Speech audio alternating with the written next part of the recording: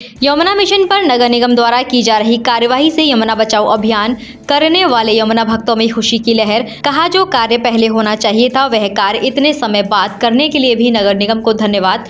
परंतु वह यह कहने से भी नहीं चूके कि जब इतने सालों से लगातार यमुना मिशन यमुना के घाट और पौराणिक महत्व को खत्म कर रहा था, तब नगर निगम क्या कर रहा था। साथ ही उन्होंने यह भी कहा कि यदि नगर निगम समय रहते इस पर ध्यान देता तो आज यमुना मिशन सैकड़ों एकड़ भूमि पर कब्जा नहीं कर पाता।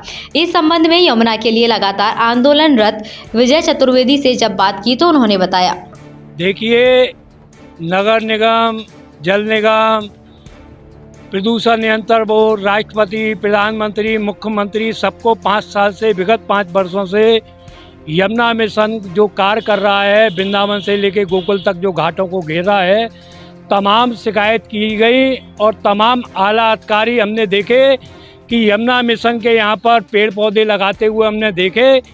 लेकिन अभी जो न्यायालय में मुकदमा विचाराधीन है, इससे इन आला अधिकारियों की नींद खुली है। लेकिन देर आए दुरुस्त आए, कोई बात नहीं है। लेकिन यमुना मिशन ने सभी पुरातत्व के घाटों को बिगाड़ दिया है। आप देखिए, यहाँ से लेके वृंदावन तक जाइए, गोकुल से लेके वृंदावन तक जितने भी हमारे शास्त्रों में वर्णित घाट हैं, 25 घाट, जहाँ आप देखिए कृष्णगंगा घाट, ध्रुव घाट, सप्तऋषि घाट, मणिकर्णिका घाट, सब घाटों की सीढ़ियों को उन्होंने बुर्जियों को दबा दिया है। उनके आगे मलबा डालकर 30 फुट ऊंची दीवार बना दी है और उसके आगे यमुना खादर में पौधारोपण कर रहा है। अब इसकी तमाम शिकायतें हुई हैं, लेकिन अब अधिकारी लोग अभी जगे हुए हैं और उसके बाद भी उन्होंने 3 दिन का समय दिया है। जब कोई व्यक्ति 5 साल से संस्था काम कर रही है और 5 साल से जगह को घेर रही है, तो निगम के अधिकारी कहाँ गए थे? अब 3 दिन के अंदर ये कैसे निकलेगी, आप बताइए हमको।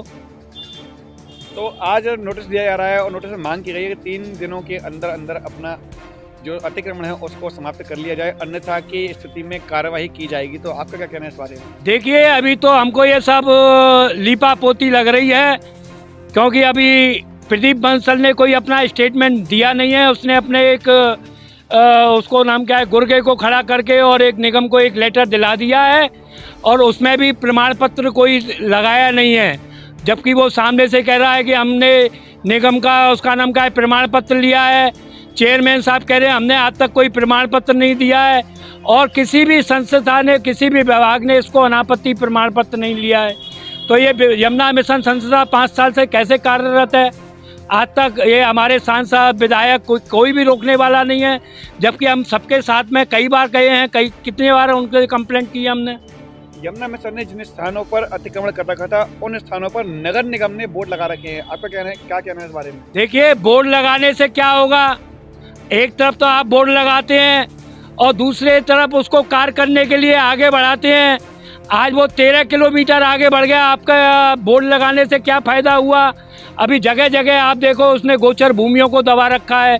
सैकड़ों एकड़ गोचर भूमि यहाँ से लेके वृंदावन तक, वृंदावन से लेके गोकुल तक सभी जगह उन्होंने बगीचे बना दिए हैं। बगीचे में आप देखेंगे कि वहाँ कृषि का कार्य हो रहा है, कहीं फूल उगा रहे हैं। तो ये सभी बहुत लंबी बात है।